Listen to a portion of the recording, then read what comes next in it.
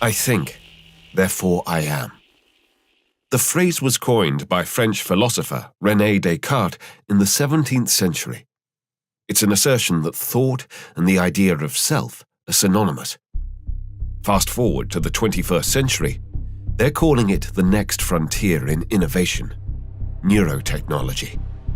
The potential to peek inside your skull, decode your thoughts, and maybe even tweak them while they're at it.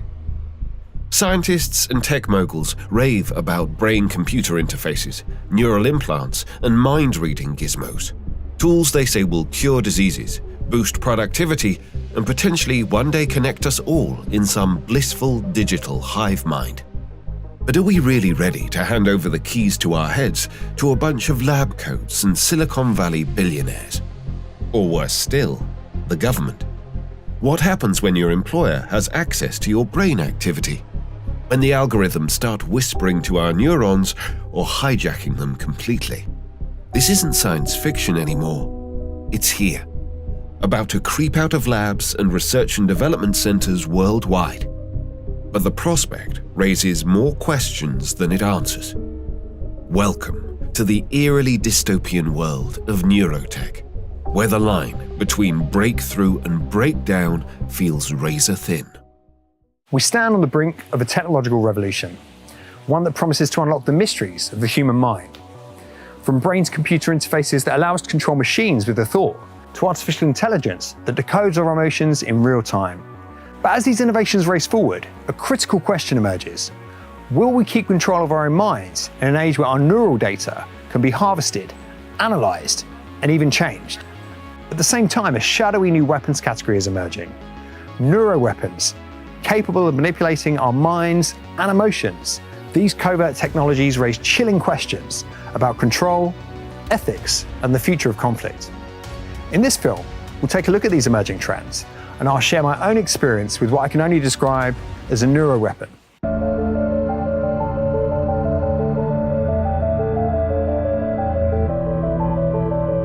Meet your brain's new best friend, or so they say. Neurotechnology, once the stuff of sci-fi, is about to crash land in your living room. There are two main categories of neurotechnology. The first is non-invasive, wearable brain-to-computer interfaces and augmentation devices. The second is implants, which, as we will find out, can also include nanotechnology. However, for this second category, research has shown that society is more than a little apprehensive. A Pew Research study found that just 20% of people would consider having an implant. That's just fine for companies like Elon Musk's Neuralink. They're focused on solving the problems of the mind, giving sight to the blind and allowing the paralyzed to control computers with thought. But some pitch neurotechnology as the inevitable future of humanity, with suggestions that it could soon become seamlessly embedded into devices we already use, like headphones. There must be a significance to all of this. Some are predicting the neurotechnology market will become a $32 billion industry by 2030, and big tech's already salivating. Silicon Valley giants and dozens of startups you've not yet heard of are racing to slap electrodes either onto or into your head, promising to enable brain-to-computer telepathy, decode your thought processes, and even replay your dreams. But before you buy that focus-assisting headband, let's take a hard look at what's at stake. Firstly, it's important to be clear about the potential benefits to society. Clinical trials of Neuralink have already given their first subjects a new lease of life. Now imagine the potential benefits for mental health, Alzheimer's, epilepsy, even depression.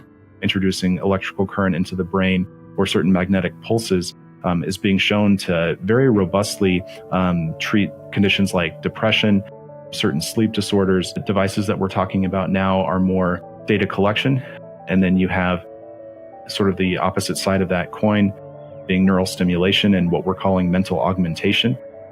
So things like magnetic stimulation to the brain, electrical stimulation to the brain, in certain cases, what we call neurofeedback, or influencing brain activity by the merits of certain parts of it being read in a certain way. On the consumer side, the current range of devices are promising to improve your concentration and well-being. But these gadgets aren't just toys. They're bridges between your neurons and big tech's data centers. That's where it gets murky. When we're talking about neurotech, it's important to remember what exactly it is that we are measuring, and that is our brain waves and our brain activity. And that can reveal things that are happening subconsciously, and it can also reveal higher level thought processes. It uses the raw data and applies algorithms to it in order to decode what's going on. And it can use that kind of information to determine incredibly sensitive information about us, like our political opinions, our sexual orientation, our implicit biases. And so when we're thinking about the rise of neurotech and the possibility for this kind of data to be mined for insights about ourselves, we need to be thinking about this as the final frontier of our privacy. It's an incredibly frightening thought. The unique specificities and qualities of neural data mean that consumers are entering a landscape where they absolutely have a blindfold on.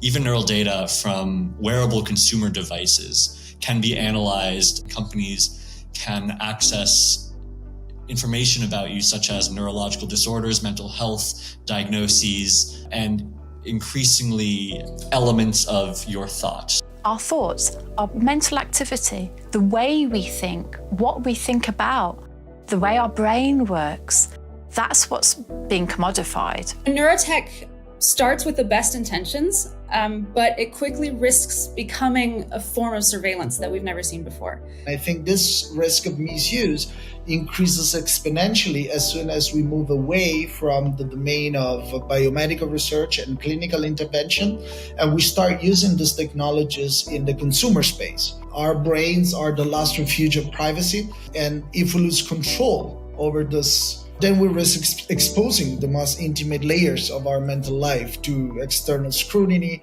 manipulation, or even exploitation. These devices are not marketed to treat medical conditions. They're marketed as wellness devices. And so the rules and regulations, in my understanding, apply differently. However, at the same time, they are collecting medical grade data. There are still gaps and things where patient and consumer data may be at risk of not being protected. Will advertisers eventually start interpreting your brainwaves to sell you more junk? Will your boss slap you with a warning if you're not fully focused all day? Experts like Nita Farahani warn we're a hop away from what she calls brain transparency becoming the norm. You glance at the program running in the background on your computer screen and notice a now familiar sight that appears whenever you're overloaded with pleasure. Your theta brainwave activity decreasing in the temporal regions of your brain.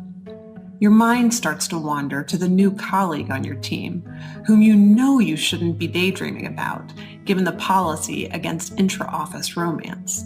But you can't help fantasizing just a little.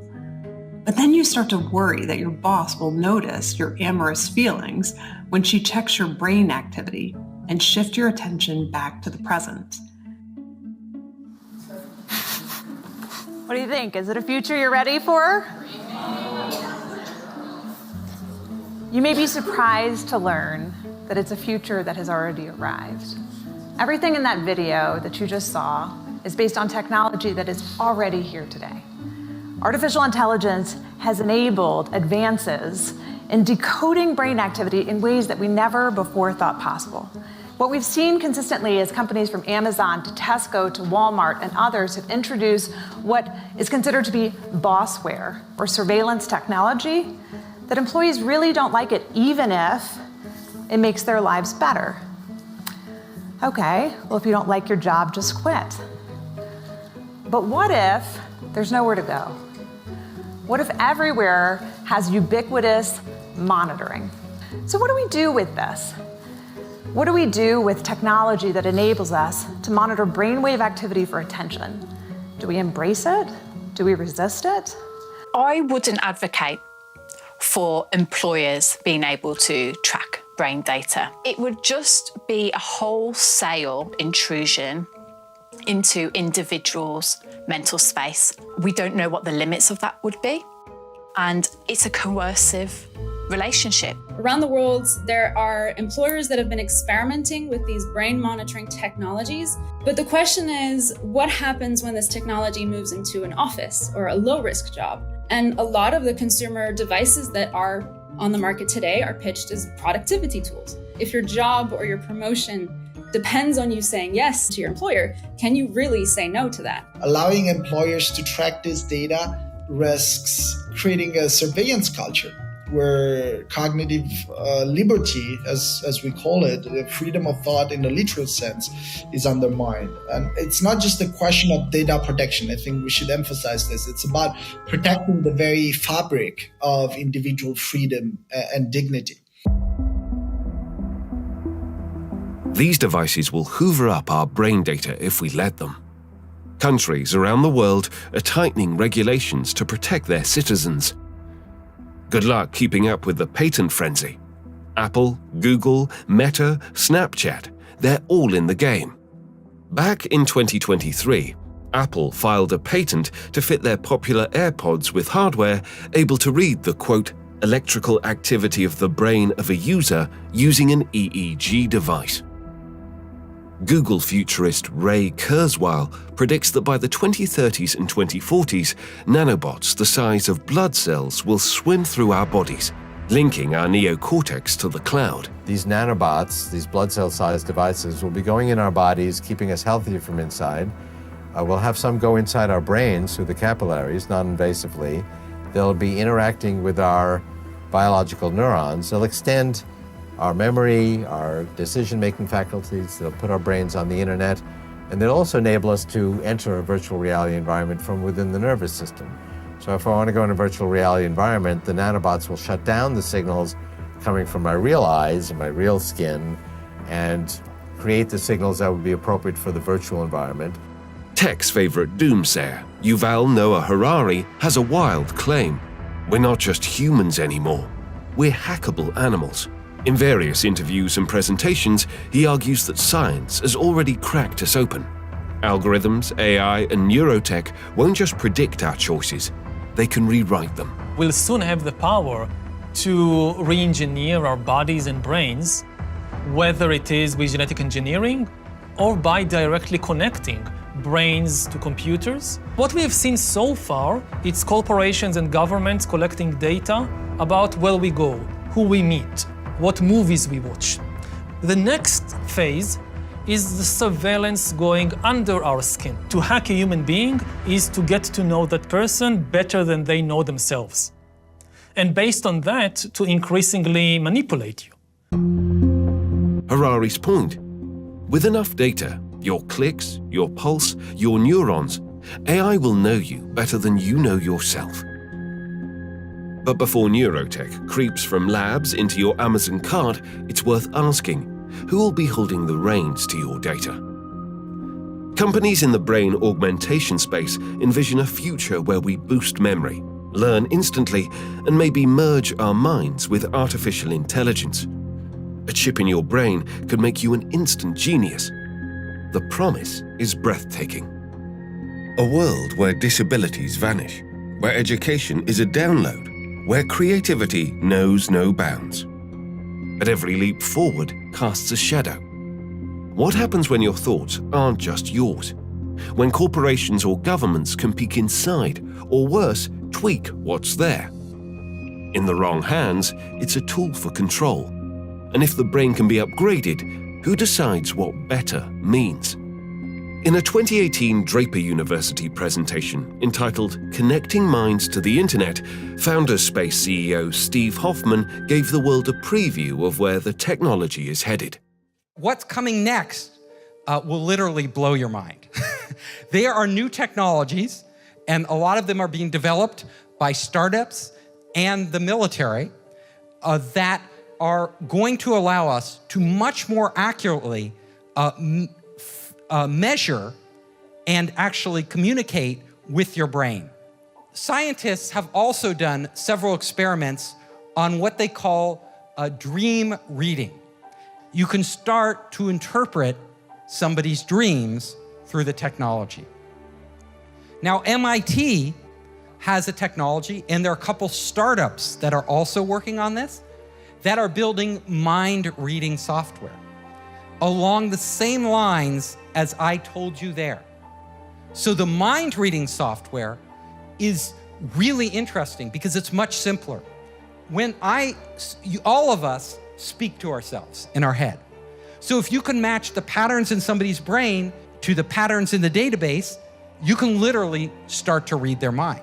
It wouldn't take long for you to train a machine to read your mind. Now, that's just the beginning. They may be able to have algorithms sophisticated enough, and they get enough samples, enough data, that AI could actually learn over time what the general rules are for different words, and then you could apply it to anybody. It's currently a largely unregulated area. Unregulated at the point of design, unregulated at the point of going into the market, often with very powerful capacity to decode, to change that brain activity. They have no clinical trials. There's no oversight. There's no requirement to prove their efficacy. And there's no formal mechanism to ensure that they're actually respecting user rights in the same way as you would a patient. Neuro rights is a growing movement to protect the mind in this brave new world. In 2021, Chile became the first nation to enshrine brain rights into its constitution, guarding against misuse of cognitive data. As neurotechnology begins to creep into our lives, one group is stepping into the fray, the Neurorights Foundation. Founded in 2017 by neuroscientist Raphael Just and a coalition of academics and lawyers, this New York-based outfit isn't here to cheerlead the brain tech boom. As Just warned in an interview with Vox, it's not just mental privacy at stake. There's also the risk of someone using neurotechnology to directly manipulate our minds. In other words, mind control.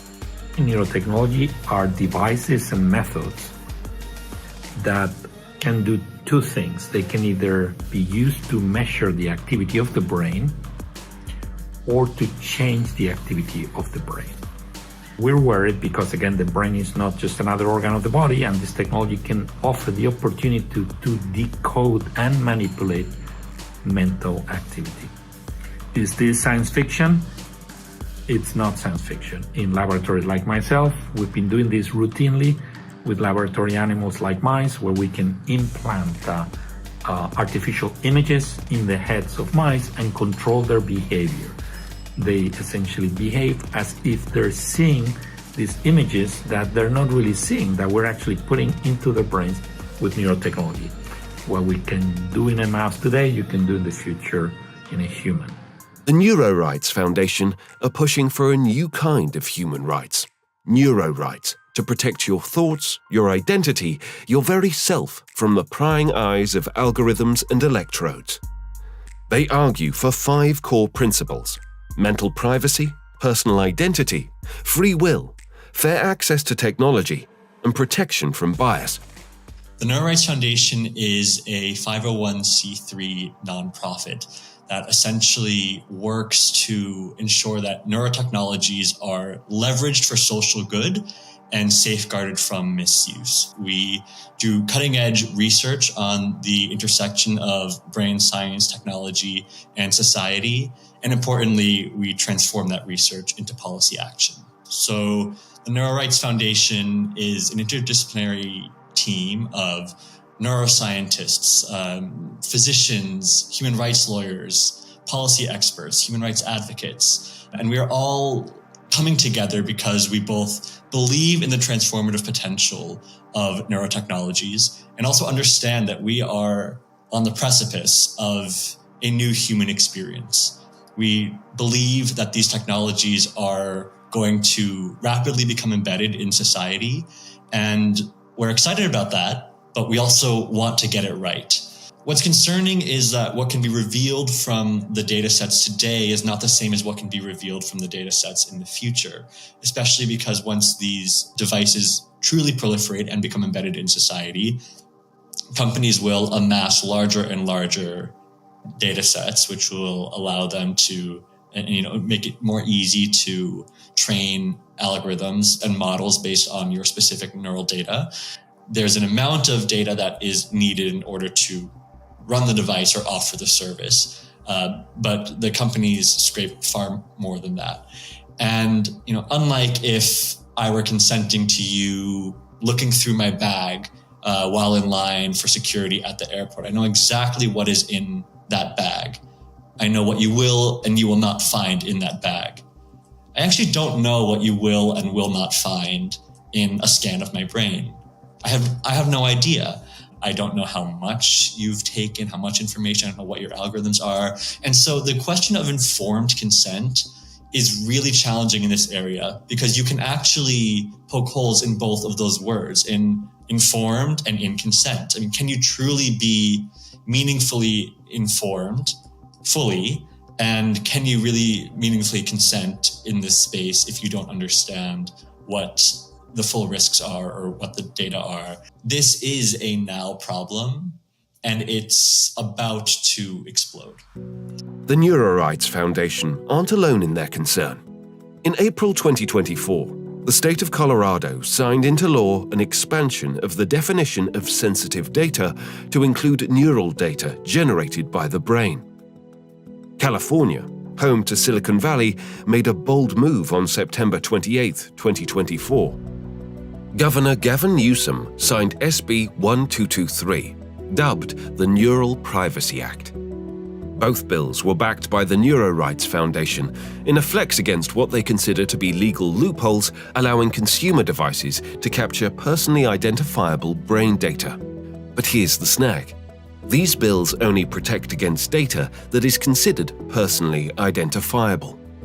As this New York Times article points out, most of these device makers will be less interested in defining a person's identity and more interested in inferring what a person might be thinking or feeling. So is this a shield or just a speed bump? And what about in Europe? International human rights lawyer and author Susie Allegra believes we don't need neurorights. In an op-ed in the Financial Times, she argues that in countries such as the UK or member states of the EU, where applicable domestic and international laws do guarantee the absolute right to freedom of thought, it is a potentially dangerous distraction from the protection we already have.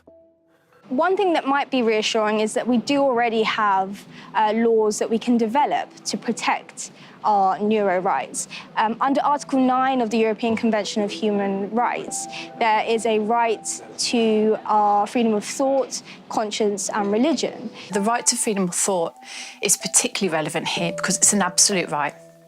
So that means under no circumstances, with no justification, with no exceptions, can the right be violated. It may not come as a surprise, but some countries do not acknowledge the right to freedom of thought in law or, of course, in practice.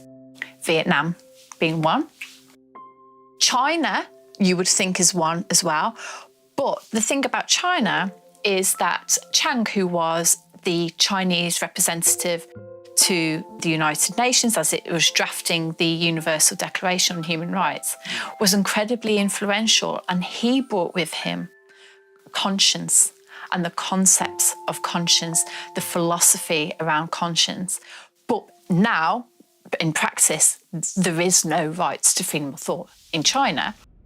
In 2013, under the Obama administration, the US government unveiled the BRAIN Initiative. It was a bold bid to decode the human mind with a slick $100 million kickoff budget.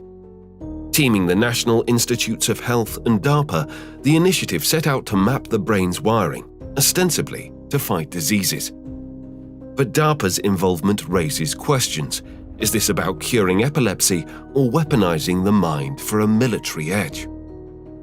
In 2023, a chilling report surfaced, a revelation about China's next frontier in warfare. Not missiles or robots, but the human mind itself. Dubbed brain warfare, this emerging arsenal allegedly includes sleep weapons, tools designed to disrupt, manipulate, or control the enemy without firing a shot.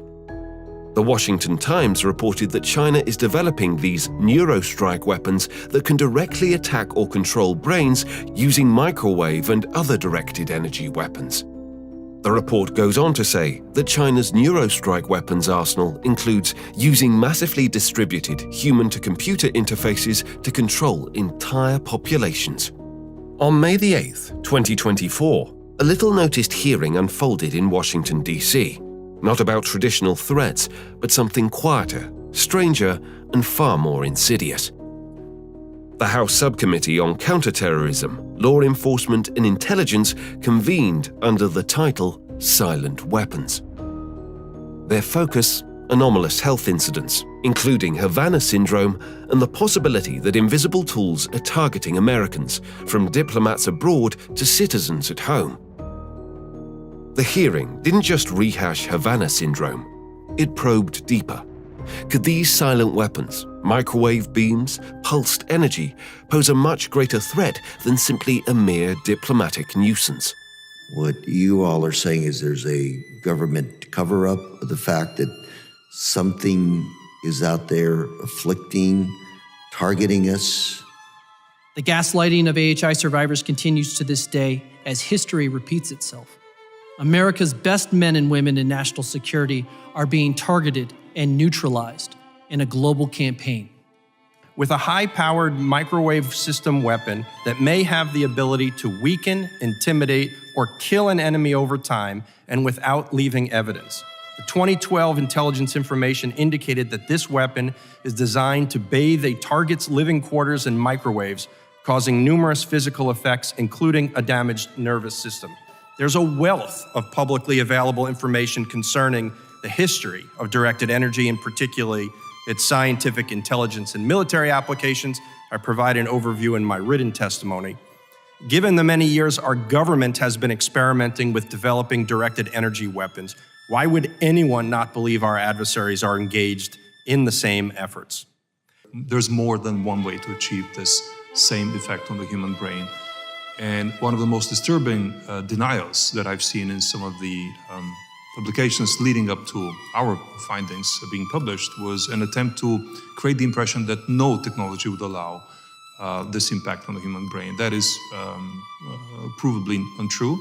There have been experiments that prove that both acoustic and waves, directed waves in the ultrasound, primarily the ultrasound band, but also electromagnetic directed energy, especially pulsed nanosecond energy beams in the millimeter band through something called the Frey effect, which converts electromagnetic energy into an acoustic band wave that can be within or without or outside of the audible band, can have the same effect on the human brain, which can have long-term concussion-like symptoms. From my personal point of view, making this public is the best protection.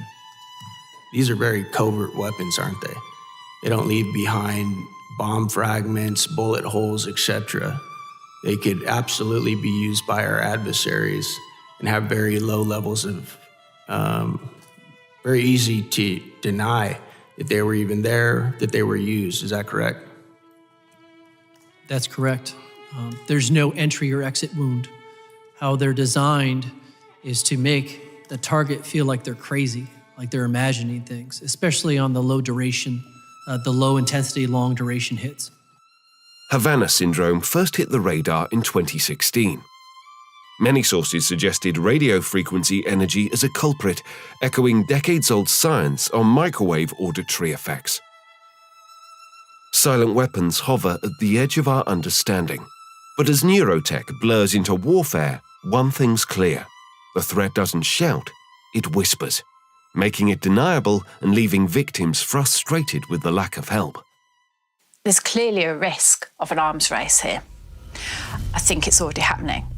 There are documents and there are statements suggesting that militaries in some of the most developed, richest, economically stable countries are already developing neurotechnology. There are reports that certain governments around the world are exploring forms of neurowarfare and kind of leaning into a future of cognitive warfare. And so that's something that greatly concerns me. Neurotechnology is a weaponized technology. It's being used among military organizations across the world. And we're seeing organizations like DARPA in the United States. China has established a cognitive warfare unit. Many other countries are using these technologies for experimental purposes in the military sector, developing psychotronic weapons, developing some form of cognitive affective manipulation that could be used to suppress dissent or enforce conformity.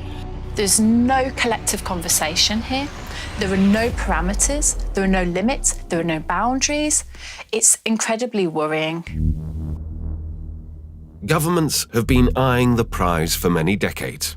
Influence behavior, extract secrets, and disable enemies without firing a shot. In the shadow of the Cold War, the US and Soviet Union were both digging into psychotronic weapons. The Moscow signal was a reported decades-long microwave attack on the US embassy in the Russian capital. A later study found that embassy staff had a higher cancer mortality rate than the general population, with one ambassador reportedly bleeding from the eyes. During the same time period, the United States was embarking on one of its most secretive and controversial programs, Project MK-Ultra. Launched in 1953 by the CIA, MK-Ultra aimed to master the art of mind control.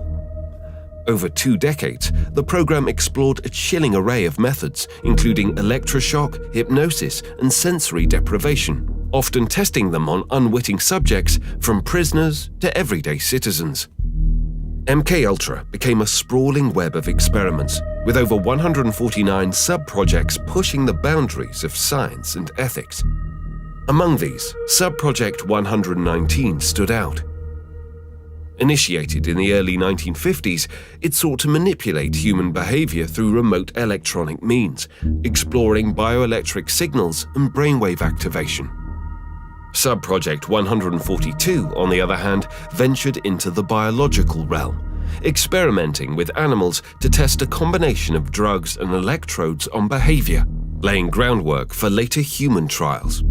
On July 21, 1977, the veil over MK-Ultra began to lift. A bombshell article in the New York Times exposed the program to the public, detailing how the CIA had spent years conducting mind control experiments on unsuspecting Americans. The piece, spurred by newly released documents, revealed the agency's use of psychological torture and covert testing, much of it uncovered through a Freedom of Information Act request. But MK-Ultra didn't emerge in a vacuum. Its roots trace back to Operation Paperclip, a post-World War II initiative where the US recruited over 1,600 Nazi scientists to bolster American military and intelligence efforts. Some of these scientists, fresh from experiments in concentration camps, brought knowledge of torture, brainwashing, and human experimentation. This knowledge found a champion in Alan Dulles, the CIA's formidable director from 1953 to 1961. Dulles greenlit MK-Ultra, envisioning it as a weapon against Soviet mind control. Experiments leveraging technology to alter free will weren't limited to the CIA. Meet Dr. Jose Delgado, a Spanish professor turned Yale neuroscientist who, in the 1960s, stunned the world. With a flick of a switch, he stopped a charging bull dead in its tracks using a device he called the stymoceiver, a brain implant controlled by radio waves. Delgado spent decades probing the mind's wiring, from cats to monkeys to humans, sparking awe, fear, and a flood of questions. He dreamed of a psycho-civilized society where electrical jolts could tame aggression or shape behavior. He implanted electrodes into psychiatric patients, claiming he could trigger joy, rage, or calm on demand. His tools were crude by today's standards, but the idea? Hack the brain, control the person. Dr. Jose Delgado demonstrated remote control over a charging bull. By connecting a radio antenna to electrodes inserted into the bull's brain, Delgado proved that the animal's aggressive impulses could be thwarted by electronically manipulating the bull's muscle reflexes. Do you realize the fantastic possibilities if from the outside we could modify the inside? Could we give messages to the inside? But the beauty is that now we are not using electrodes. In recent years, Delgado has shown that the behavior of monkeys can be altered using low-power, pulsating magnetic fields. But in these experiments, there were no antenna implants. Any function in the brain, emotions, intellect, personality, well, could be perhaps modified by this non-invasive technology. Neuroweapons. The word conjures images of sci-fi villains and shadowy conspiracies. Tools that don't just target the body, but the mind itself. Take the so-called voice of God technology, known by some as V2K or voice to skull. The idea is simple but eerie. Use microwaves to beam sounds or voices straight into a person's head, bypassing their ears. It's rooted in the microwave auditory effect, also called the Frey effect. In 1960, a biologist named Alan Frey embarked on a groundbreaking journey that would challenge our understanding of the invisible world around us. Working at General Electric's Advanced Electronics Center at Cornell University, Frey was drawn into a mystery when a radar technician claimed he could hear the signals emitted by radar stations. What began as a curious anecdote soon unraveled into a scientific revelation: the discovery of the microwave auditory effect, a phenomenon where pulsed microwaves could produce audible sounds directly in the human brain. Pulsed frequencies heat tiny bits of brain tissue, creating a shock wave the auditory system picks up as sound. The military flirted with it. Documents from the army once described V2K as a non-lethal weapon, even floating it as an electronic scarecrow for airports. Then, the page disappeared. In 2008, Wired reported that the US military had funded development of a non-lethal weapon that could create a sound inside your head using the microwave auditory effect. The publication quoted Dr. Lev Sadovnik of the Sierra Nevada Club, who suggested, in addition to military uses, these devices could be used at low power to produce a whisper that was too quiet to perceive consciously, but might be able to subconsciously influence someone. Sadovnik even suggests subliminal advertising, beaming information that is not consciously heard. If this technology has been around since the 60s, you can bet it's much more advanced now.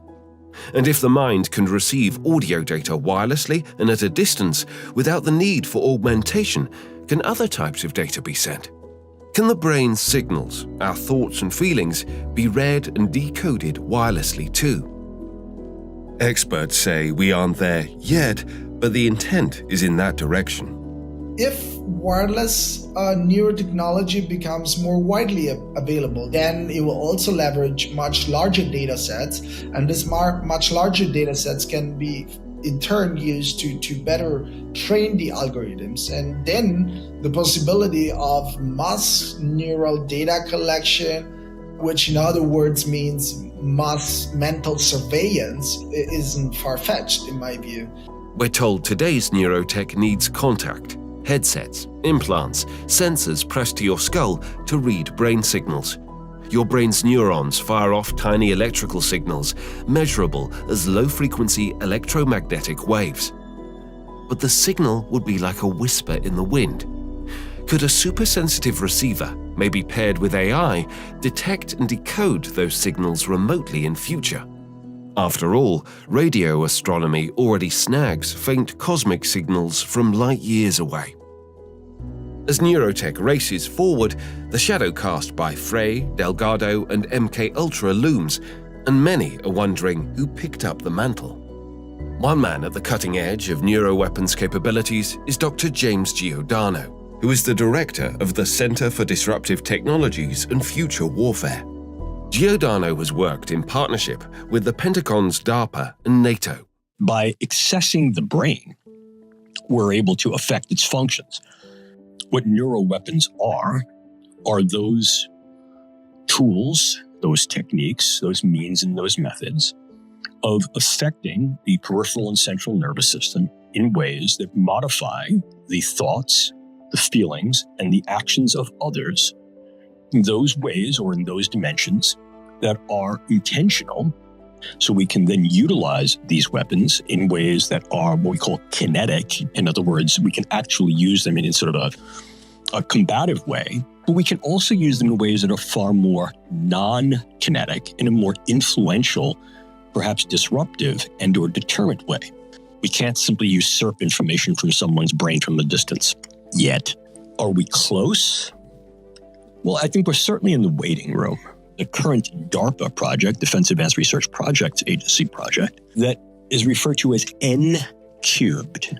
It involves the use of neuroengineered sensors and transmitters that can be introduced to the brain space non-surgically, either via inhalation, injection, ingestion, absorption through a mucous membrane, migrated into the brain space utilizing some form of magnetic current due to the particular properties of these nanoengineered materials, and then utilizing this migrational pattern to form a relatively vast array of sensors and transmitters within the brain that allow real-time reading of information from the brain and writing of information to the brain remotely. I don't care how you twist this. This represents some iteration, some construal of, quote, mind reading and mind control. Can we infiltrate the brain space non-surgically, embed within the brain a vast array of nanomaterials that are capable of sensing and transmitting remotely in real time? And can you then be able to transmit information back into the brain in such a way that is going to be uptaken by the brain and then translated into some aspect of cognition, perhaps emotion, and perhaps also some execution of action and behavior? We're on that path. Could they be used by state agents and actors in ways that target specific individuals for clandestine engagement? Yes, absolutely. Could they, in fact, be inflicted upon an individual without this individual knowing? Well, yeah, actually they could. Some of these tools are also recognizing that the brain, as an electromagnetic organ, is therefore sensitive to a variety of energies that may be directable. And now we're talking about directed energy weapons and/or directed energy devices that could be weaponized. And we're looking at a broad spectrum. For example, we're looking at directable and rangeable acoustics and sonics, ultrasound and infrasound, lasers, rapidly pulsed microwaves. And we recognize that each and all of those things speak to particular vulnerabilities in the way the human nervous system operates that can be affected by a variety of these tools that are increasing in their capability and sophistication that can affect individuals and groups of individuals in ways that they may not be aware at the time, to be able to induce effects that may be initially subtle, but are nonetheless profound in terms of altering their capabilities of thought, their clarity of thought, their ability to function, the types of thoughts they have, vigilance, capability of thought, clear-mindedness, and a host of physiological functions, their balance, their coordination, their ability to do a job, their health. I think we also do need to be concerned about the potential capability of state actors, particularly state actors that exist within authoritarian regimes, to make particular demands that these technologies be implemented for social control. It's not just the US military taking this seriously.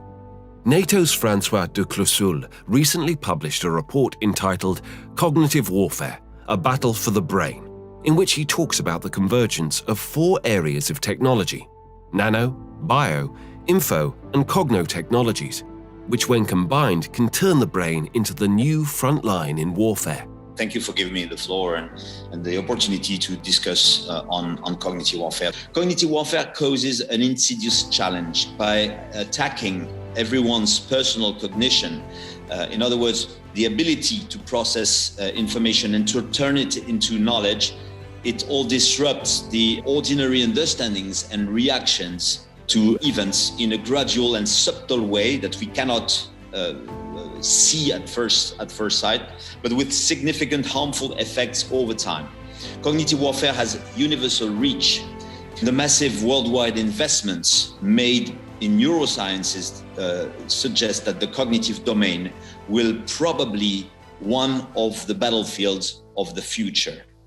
It's where the term tinfoil hat originated. People convinced the government is sending and receiving data to and from their minds.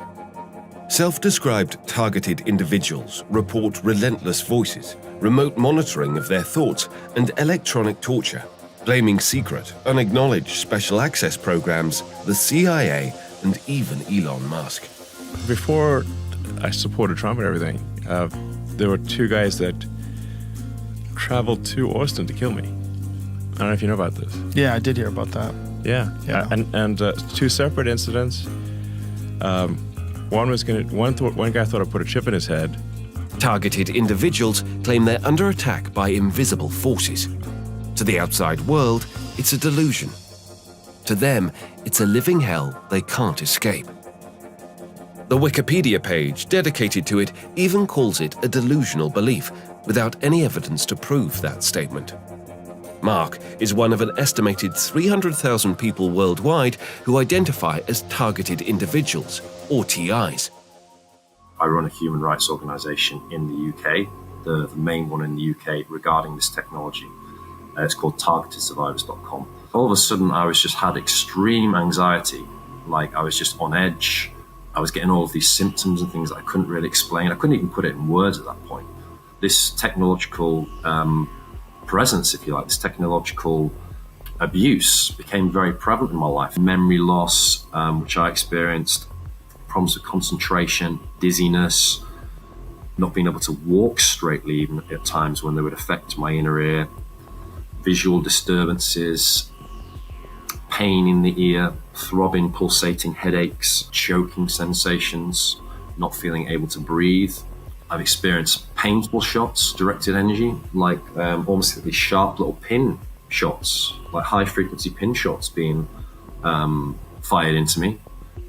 So I typed in mind control into the computer and I came across all of this technological part. I literally spent the next 3 months just glued to my computer learning all about this. And I made the decision that I was, rather than just kind of ignore it, I was going to really do my best to put the word out there in the biggest way. So I then became really involved in activism, in helping to stop these remote weapon assaults. Some people call it electronic harassment, electronic torture. I'm one of the, I would say, foremost activists in this country, alongside a few others who are bringing this into the awareness of important people in human rights, the government. One of the main things that really helped with me was understanding the symptomology of the technology and really studying that and then correlating that with the effects that I was having personally. And I was able to verify that I was having this, not just for myself, but through other people by corroborating this with many, many, many other people, both through online, people I spoke to personally. I spoke to hundreds of victims over the course of the next years, building up the picture through patents, seeing that there was over 100 registered patents to do with mind control, pertaining to mind control technology. There is a lot of evidence out there backing this up as well. All credible evidence, if you're willing to look, if you're willing to do the research, and if you have an open mind, willing to go there. Because for a lot of people, it's a fear thing. It's like people don't. It's the ultimate fear. This kind of, well, I'm not safe in my own home. This is the most important human rights abuse in the world that is happening right now. The goal of this program is trauma-based mind control. The way that they're using this technology comes from the same playbook and methods and approach that they've used on this more traditional physical torture M-Culture program. For example, torturing the individual to the point where their mind is weakened and they're more programmable. It appears now that the program is very much used on an experimentation level and on an oppression level as well. So, for example, people are speaking out in the military intelligence and or people that have been in military intelligence and they have too much information, they know too much. Targeted individuals describe a relentless campaign of surveillance and torment, coordinated gang stalking by strangers, electronic torture, fear that they've been implanted without their knowledge. Their stories and theories vary, but the symptoms are always similar. The pain is real for targeted individuals. It's a battle to prove their sanity, keep their dignity, and get answers. They're ordinary people targeted by forces they can't escape. Harassed by invisible waves, their minds invaded by voices no one else hears. Their bodies zapped when they think certain things. Their stories and their suffering demand our attention. There are simply too many cases reported for this to be a delusion or mass psychosis, and the symptoms are too consistent to dismiss. Yet many are often written off as having mental health issues. Every day is a battle against an enemy that denies its own existence. For most, the mind is a sanctuary, private and untouchable. But for the people targeted justice represents, it's a battleground. As the leading organization supporting targets of this harassment, Targeted Justice search for truth in the shadowy world of experimental, hidden technology and covert surveillance programs, run by those who live it themselves. In this clip from the Danny Jones podcast, Targeted Justice's medical lead, Len Burr, describes his own experience as a target. It starts very suddenly. It's vibration. It's high pressure in the head, and your whole body vibrates. Deafening sound. You also hear voices. Yeah. The voices, V2K is a part of it. In Havana syndrome, I sent you that clip. The very first reporting by CNN, they said that people hear noises and voices. Mm-hmm. And after that, there was it was not part of any reporting. People think that hearing voices is a sign of psychiatric disorder, but it just takes a little bit of education to understand this Frey effect, this microwave hearing has been around for a long time, has been known, and voice modulation has been demonstrated in the 70s. There's published literature about it. The most plausible hypothesis is directed pulse microwave energy. So that's the causative agent. That's what causes the brain damage. Directed pulse microwave energy. Yeah, pulse is very, very important, because if you just microwave, it just heats up. But short pulses produce that thermoelastic effect. So the tissue is just expanding and collapsing in that way. It heats up just enough to induce damage or produce that audio, that Frey effect. It isn't just Targeted Justice and Targeted UK raising awareness on this issue. There's also the Stop Egg Foundation, PAX International, and the International Coalition Against Electronic Torture, or ICOTOR. We spoke to Melanie Vritchen, president of ICOTOR, about the TI experience. I'm the president and the founder of the International Coalition Against Electronic Torture and Robotization of Living Beings, and in short, ICOTOR. And we are a Brussels-based not-for-profit association aiming at promoting the recognition of the rights of victims of illegal experiments using remote influencing technologies. That means implantable electronic devices and directed energy weapons. Our organization's goal is to influence European and international legislation by calling for a global ban on weapons that enable any form of human manipulation. The number of people complaining about being victimized by these technologies is indeed increasing exponentially in all countries. Physical and psychological symptoms, complaints they express are identical everywhere. And the victims complained about artificial auditory effects, electronic shock sensations in various extremities, needle-like sensations in specific areas of the body, and experience of brain stimulation. So this is what they all said. The abuse of these type of technologies without consent constitutes a serious violation of the Hippocratic Oath, the Nuremberg Code, and the fundamental human rights of the European Union and UN, as well as the constitutions of most Western countries. The exponential rise in the numbers of the complaints that from all over the world that reaching us strongly indicates that this is beyond just a test. This is there's a political objective here to use these weapons on a very large scale on the population for population control, strong limitation of civil liberties, such as free speech and expressing one's political opinions, faced with the rapid expansion of neurotechnologies and the seriousness and the large scale of these human rights abuses. We request that the EU lawmakers urgently create appropriate legislation to protect all citizens in the EU and their physical integrity. Electronic torture certainly is a crime against humanity.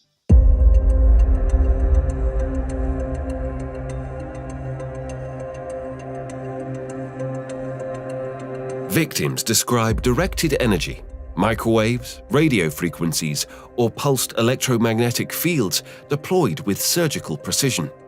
They report searing pain, pin-like attacks all over their body over extended durations, synthetic tinnitus, and voices.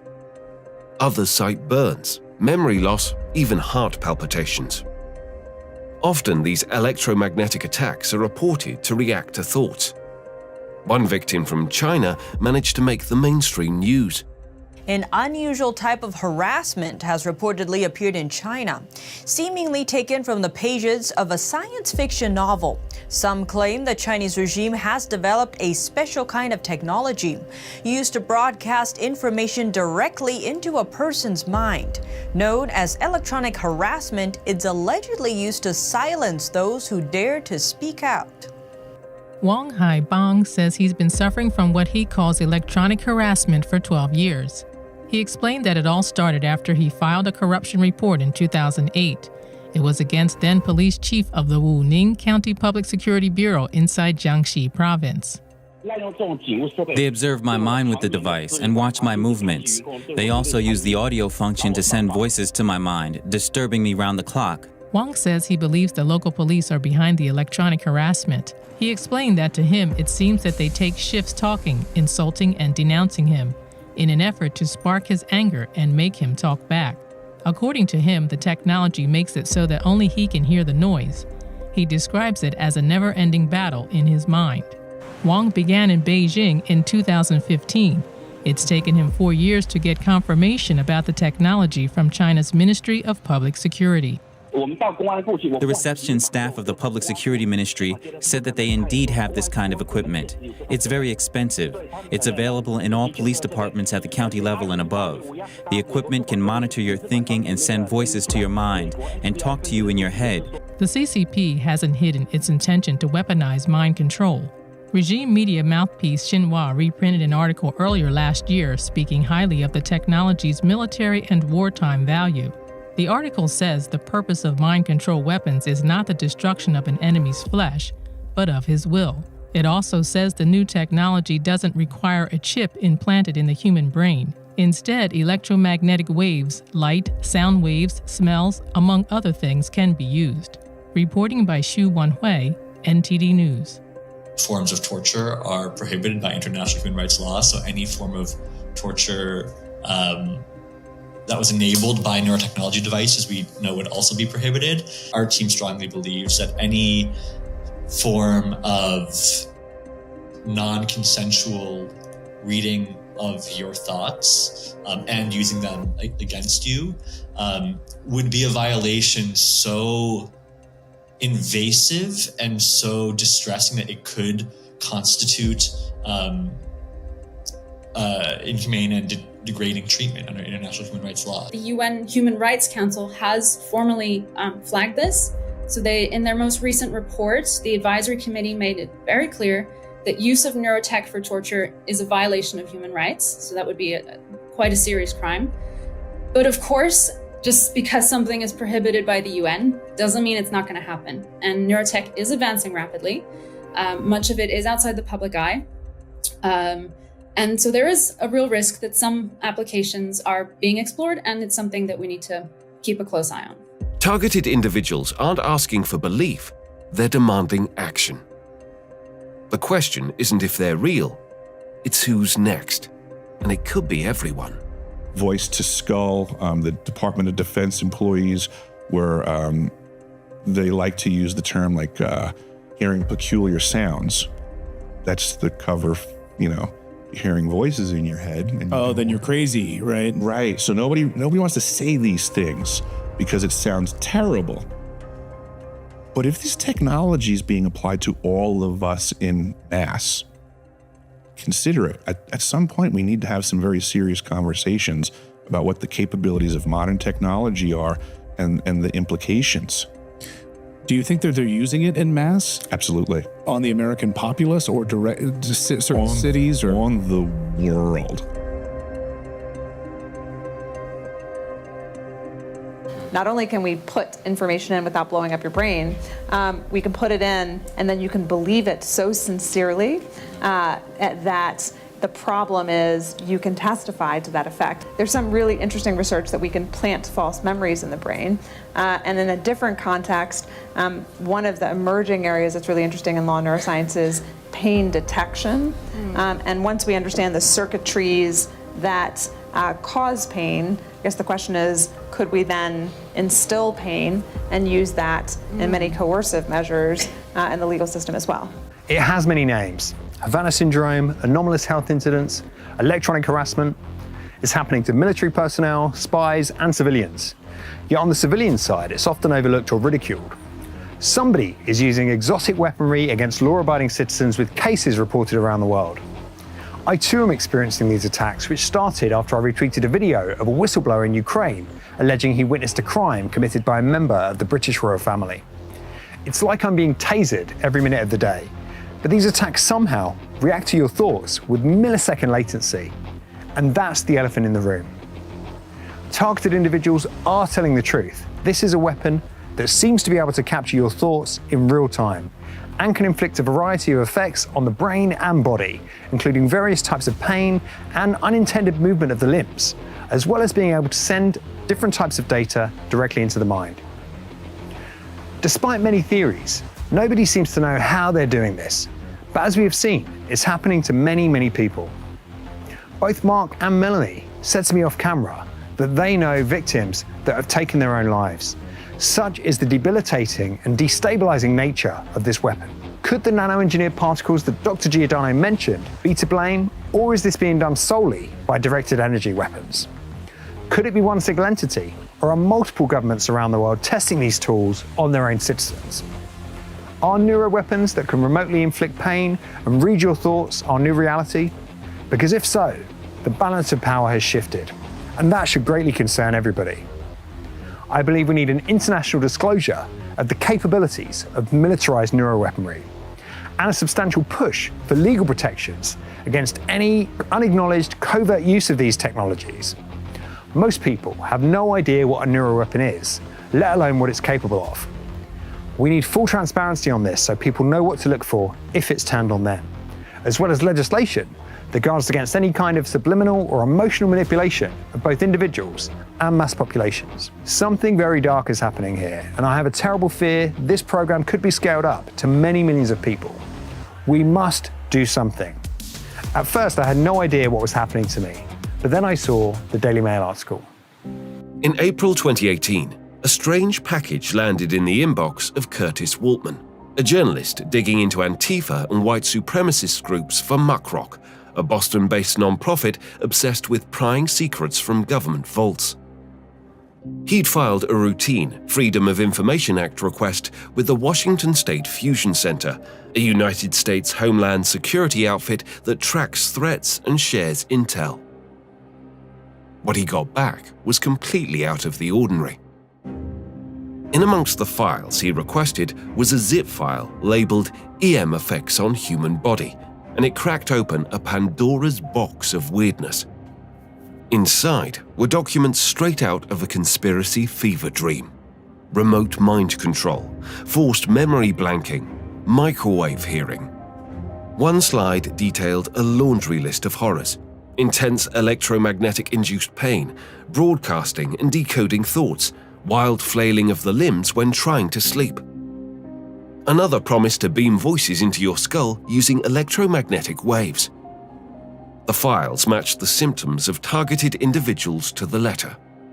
So how did this end up in Waltman's hands? The Fusion Center clammed up. No explanation, no callback. Was it a slip-up or an intentional leak? An intel officer trying to do their part to warn the public? So, If psychotronic and directed energy weapons are being used against the public, why hasn't there been any whistleblowers or media coverage? Well, actually, there has. Former governor of Minnesota, ex-Navy SEAL and WWF wrestler Jesse Ventura covered the targeted individual program in a 2012 episode of his hit show Conspiracy Theory. In the episode entitled Brain Invaders, which is available online, he took viewers into the world of targeted individuals. So when MK Ultra came to the forefront and it became public knowledge in the 70s, the government said they canned the program, it was gotten rid of, and you're chuckling over that. Is that untrue? Well, did they get rid of the mind control program, or did they just rename it and take it somewhere else? It was a shell game. They had a procedure where they actually put a transmitter transceiver in your sinus cavity, and it was hardwired into your brain. What would they use today in substitution for that? Microwaves. And they can target one individual with this? They have the ability to do that? Well, yes, and they also have the ability to do mass population.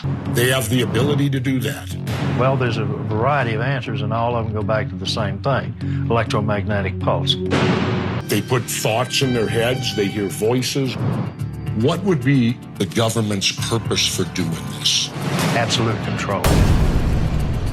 One of the guests interviewed in the episode was Dr. Robert Duncan, a Harvard-trained scientist who worked with the CIA, DARPA, and the Department of Defense. I've worked on projects for the CIA, Justice Department, Department of Defense. We've run into a few people that claim they got voices in their heads, they sleep inside tinfoil boxes, they do a lot of crazy things, it seems. But when they talk to us, they seem totally normal. They seem totally sane. Are these people crazy, or is the government doing this to them? The government's doing this to them. They're called voice of God weapons. So you know for a fact that these weapons that you worked on, they're being used domestically today? Absolutely. It's the ultimate weapon. To your knowledge today, are there citizens of this country that are being abused with this technology? Worse than abused, that's a light word. They're being tortured.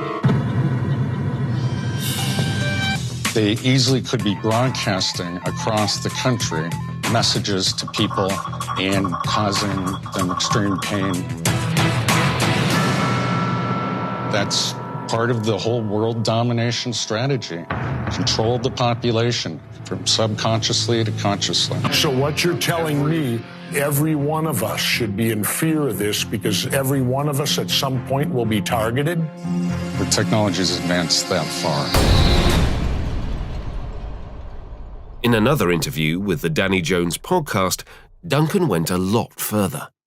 A lot of these school shootings, I think that you hear about on the news. They hear voices. And the news, the mass news media will just write them out. Oh, they're crazy. About 20 years ago, I realized some of my research was being utilized on my own citizens.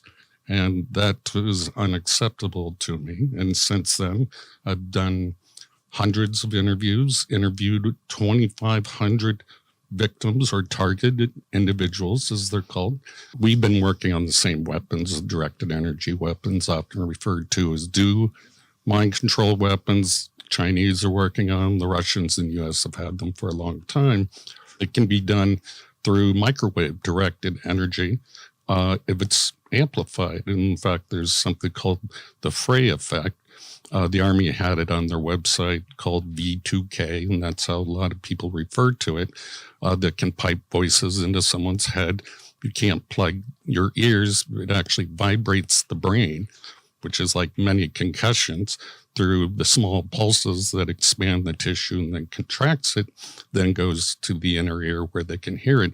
If you cognitively model someone, you have a brain print, like a fingerprint, and if you use autocorrelation techniques, and there's a way, and we'll just kind of wave our hand, functional MRI that you can do at a distance over the earth, you have every human being brain pattern. You can control 8 billion brains on the planet, potentially, read them. So in that situation, you'd want it continuous, and you'd beam the entire Earth over it. You're like a cell phone. Your brain is a circuit. So if you're dialed in, once you have a cognitive model, you would never be able to escape it under the magnetosphere or ionosphere. It's worldwide. Duncan isn't the only whistleblower. In a 2012 interview with the International Centre Against Abuse of Covert Technologies, Barry Trower, a British physicist, former Royal Navy microwave weapons expert, and MI5 MI6 debriefer, says he saw the creep of these silent weapons decades ago. I trained with the government microwave warfare establishment. With one pulse frequency, you can just make people so suicidal, they can't be bothered to act like a demonstrator anymore. All they want to do is sleep or lay in bed all day. So if you're targeting demonstrators, you make them suicidally depressed. If you want to cause a specific psychiatric illness, you would have an infrared device that followed the person, and you would link it to a pencil-thin microwave source, so the microwave beam would always target a specific gland or a specific part of the brain or an eye or a heart. They can cause insanity, and it was an experiment. One of the experiments was to take an ordinary sane person, cause insanity, and have a psychiatrist who was unknown to everybody diagnose schizophrenia or paranoia or a psychiatric illness. That was a successful outcome, and the person would spend the rest of their life in an asylum in misery, but to the government scientists that was a success. In another interview with independent British media outlet UK Column, Trower goes on to point the finger at unelected, unaccountable facets of government. They can decide to carry out an experiment on people. They can cause the death of these people, and they have done. They found they could put pulses in the microwaves or modulations, and the modulations could interfere with the natural brain waves called entrainment. And they found that when you entrained a brain for causing aggression or whatever, when you entrained a brain, that the effect could last up to 6 weeks.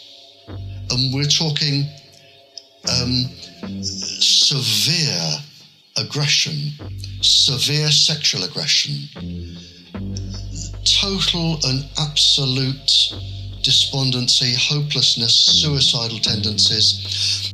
I would like somebody in power to get hold of these liars and say, because they are manipulating government, without a shadow of a doubt.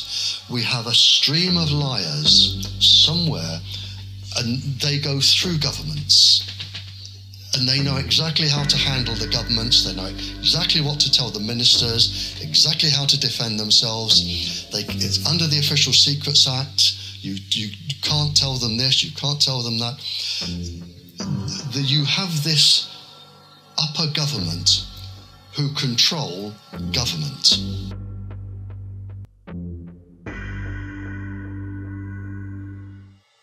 From the northern reaches of Finland emerged a voice that dared to challenge our understanding of the modern world. Rauni-Leena Luukkonen-Kilde, a respected physician, spent her later years unveiling what she saw as a hidden truth. The militaries of the world are far down the road in the development of brain weapons. My background is that of a medical doctor. I'm a retired chief medical officer of Lapland, which is the northern part of Finland. I've also been director at the National Board of Health. I've been member of the New York Academy of Sciences, and currently I'm a bestseller author and lecturer in 6 languages in Europe. The whole thing about mind control is the manipulation of human beings. And that can be done in many, many various ways, chemically also, but mostly now with electromagnetic fields. Today, the technology is so flabbergasting that they can read your mind, they can read your thoughts, they can read your unconscious, they can even read your intentions, your subconscious, before you yourself know it. And of course, these are thought signals that supercomputers like from NSA, National Security Agency, they turn them into words and sentences with extreme speed. There are professors, there are scientists who deliberately or not knowing give total disinformation. They don't know about the military research, which is always about 50 years. 50 years, minimum 30, but 50 years before the academic research. And that's why the academic people don't know anything about the whole thing. And they always pick out young men who maybe have psychological problems before, and then they start beaming the frequency of hate. And when the frequency of hate is beamed at you for months or a couple of years even, there's nothing you can resist. You have to be a robot and you have to kill. And when you kill yourself, then they can't, ask questions about you. If they want you into a rage, there's a frequency for rage. Of course, the military has to exercise. If they have a new weapon, they have to exercise. And who do they exercise with? Well, from Norway, they can't go against Finland or Sweden or Russia, which are neighboring countries. They can go against their own population. And the same, of course, goes for the US. Another whistleblower is Dr. Nick Begich, a name that resonates in two worlds: Alaska's rugged political lineage and the shadowy realm of mind control. Son of a late US congressman, Begich has carved his own path. For targeted individuals, Begich is a rare ally. The following clip was taken from his presentation at the 2015 Covert Harassment Conference. What Delgado discovered by the mid-'80s is that you didn't need any implants. You just needed to manipulate the energy itself, and you didn't need a great deal of energy. He discovered that 1/50th of the amount of energy in the natural background noise of the Earth was sufficient to manipulate the behavior of human beings if you could hit the right frequencies. Now, Jose Delgado, when he figured out that you didn't need implants, you just need to manipulate the energy itself, this became kind of the essence of sort of where everything went from there. The Navy set up a new set of regulations for human experiments. It was approved in 2006. And in this, they specifically call out mind control experiments and who has the authority to approve them. And the persons with the authority to approve them is undersecretaries of the Navy in the case of Navy intelligence or naval research. Now, it's not just CIA. Naval intelligence does this work. The Marines have a section on non-lethal weapons that this falls under. The Air Force has the Electromagnetic Directorate, which is working in an area called controlled effects, which deal again with mind control and physiological effects on human beings. And the third leg of controlled effects is the human operator. And what they say in this particular article, produced by the Electromagnetic Director of the Air Force, is that we can target or create the illusion of all of the senses in the human body, sight, sound, touch, taste, to give people complete memory sets, complete experiential sets that you wouldn't be able to distinguish the synthetic from the real. One of the other ways that this technology can be exploited is really quite simple. There was an article produced by Perimeters, which is a military publication. Perimeters, you can look it up. It's the I believe it was the fall 1998, but you can look up the article name called "The Mind Has No Firewalls." Very important article. This article talked about all the various ways in which you could introduce mind effects or mind control technologies using modern technology today. The idea that someone believes that they can interfere with your free will, this is something that most religions in the world say God won't even do. Yet, men think this is their appropriate direction in technology to interfere with the way consciousness flows. Finally, there's Brian Coffrin. a self-proclaimed whistleblower who never appeared on camera. Cochran went viral with a number of audio recordings where he alleges he was once a cog in a shadowy machine, an employee at a security company in Seattle, Washington, allegedly wielding silent weapons being used to target innocent Americans. His voice carries conviction, detailing a world which matches up with many targeted individuals' experiences. I'm a security industry specialist who worked for a private security company in Seattle, Washington. I am no longer employed by this company. I chose to leave because I could no longer in good conscience work for a corrupt company that is involved in a highly illegal federal program that is blatantly violating the constitutional rights of American citizens on a daily basis. This technology manipulates the electrical signals in the brain, thus controlling thoughts and feelings and emotions and sensations throughout the body. This technology can also be used to manipulate the emotions of the target. It can induce fear, love, hate. It can cause you to be nervous. It can cause you to be confident. It can cause you to be depressed. It can cause you to be happy. This technology can be used to beam images and even motion pictures into one's brain. This technology can also be used to read the thoughts of the target in real time, and they can read your thoughts verbatim as they occur within your own mind. The overall effect of this technology is one that can control the mood, the attitudes, the thoughts, the feelings, the emotions, and thus the motivations and then the actions of the target. All day, every day, 24 hours a day, 7 days a week, 365 days a year. It is a highly sophisticated technology. It is one that produces literal and total and complete mind control over the targeted individual. At the United Nations, the fight against torture is a cornerstone of its mission. Physical and psychological torment have long been condemned under international law. But what happens when the weapon isn't visible? When it's electromagnetic waves, pulsed energy, or nanotechnologies targeting the body and mind? In 2018, a petition reached the UN Human Rights Council. Activists claimed governments were using psychotronic devices for torture, zapping brains, disrupting sleep, inducing pain without a trace. So where do the UN stand on the issue of neuro rights? In 2024, they published a groundbreaking report titled Impact, Opportunities and Challenges of Neurotechnology with Regard to the Promotion and Protection of All Human Rights. The UN report warns of unprecedented risks. Neural data could expose our thoughts, emotions and desires, threatening our right to privacy and mental integrity. Without clear rules, employers or governments could exploit these tools, eroding autonomy.